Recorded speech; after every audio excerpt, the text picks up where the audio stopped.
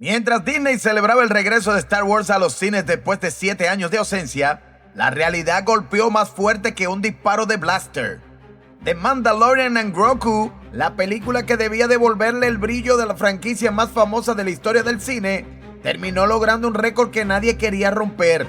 El peor estreno de una película de Star Wars desde que Disney compró Lucasfilm. Pero como una serie que revolucionó Disney en 2019 terminó protagonizando uno de los lanzamientos más decepcionantes de toda la saga.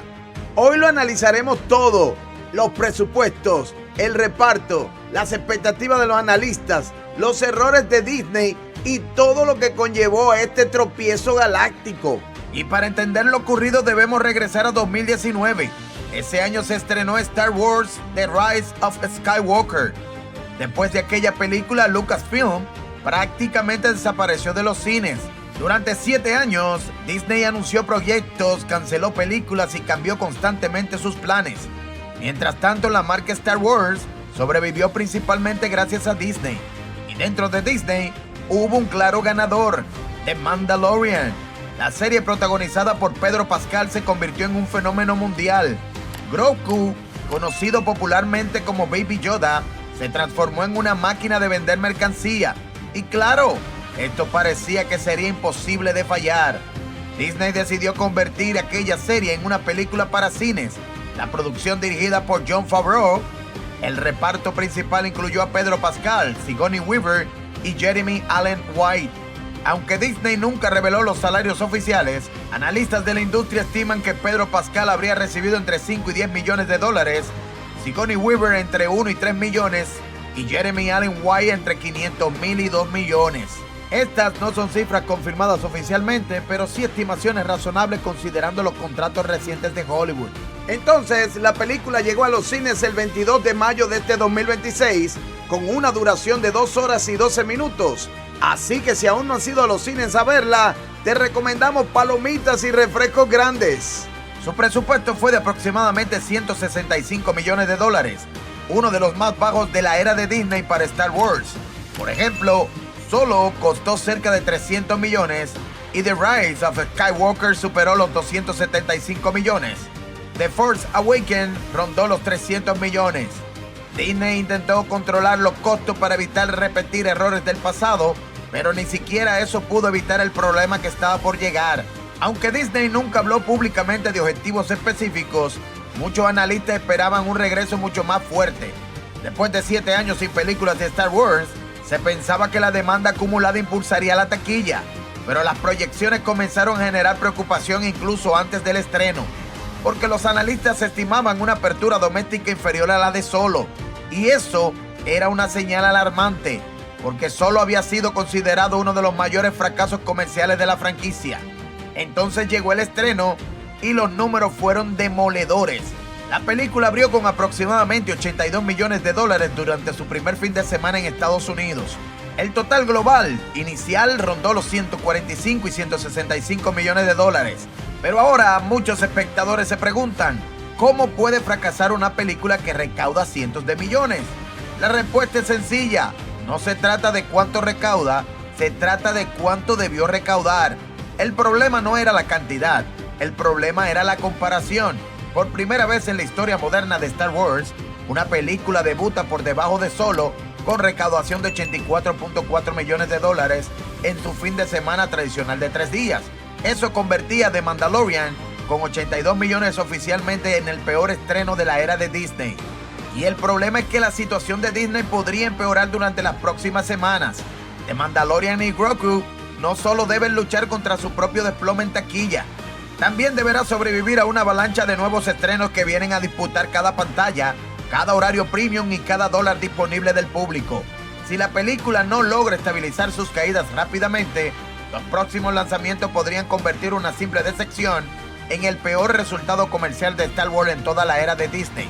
Pero aún muchos expertos entienden que podría recuperar su inversión. Pero una cosa es recuperar la inversión y otra muy distinta es triunfar. Y es que para una saga como la de Star Wars, podríamos dividir el éxito en taquilla de la siguiente manera. Menos de 350 millones, fracaso. Entre 350 y 450 millones, recuperación justa. entre 400 y 550 millones, éxito moderado, pero entre 600 y 800 ya podríamos llamarla un gran éxito, y si pasa de los 1.000 millones, sería un fenómeno mundial.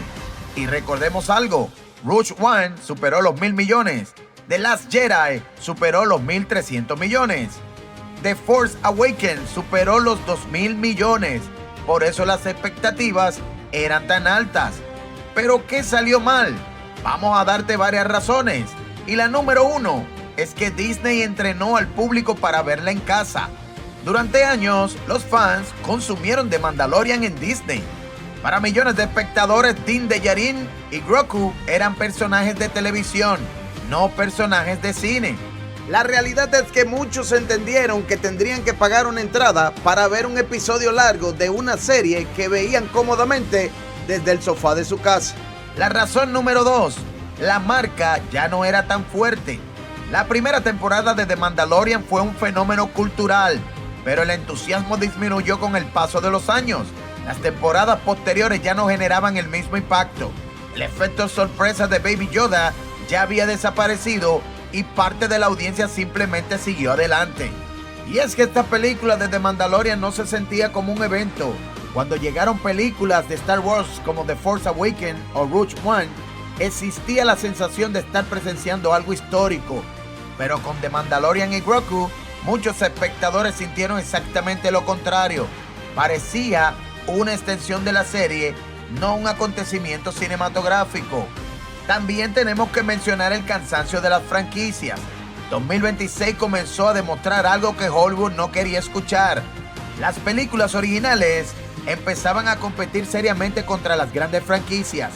Producciones inesperadas como Obsession o Backrooms sorprendieron en taquilla y demostraron que parte del público estaba buscando algo diferente. Y aunque el estreno para muchos fue decepcionante, la situación no es tan catastrófica como la de Solo. ¿Por qué? Porque el presupuesto fue mucho menor. Mientras Solo costó unos 300 millones de dólares aproximadamente, The Mandalorian Grogu tiene un presupuesto aproximado de unos 165 millones, lo que quiere decir que Disney puede recuperar su inversión y hasta beneficios. Además, existe otro factor importante, que es Grogu. La mercancía relacionada con el personaje sigue generando cientos de millones de dólares para Disney cada año. Lo que quiere decir que The Mandalorian y Grogu no fracasó porque fuera una mala película. Fracasó porque llegó en el momento equivocado. Porque Disney convirtió una serie de streaming en una película de cine. Porque la marca Star Wars ya no genera el mismo entusiasmo. Y porque el público está empezando a exigir algo que Hollywood había olvidado: historias nuevas. El verdadero problema para Disney no son los 82 millones de su apertura. El verdadero problema es que al parecer Star Wars ya no domina la cultura pop como lo hacía antes. Y esa podría ser la advertencia más preocupante para el futuro de una galaxia muy pero muy lejana. Déjanos tu opinión en los comentarios, suscríbete a Movie Tributo, activa las notificaciones, porque si el cine vive en ti, el cine vive en Movie Tributo.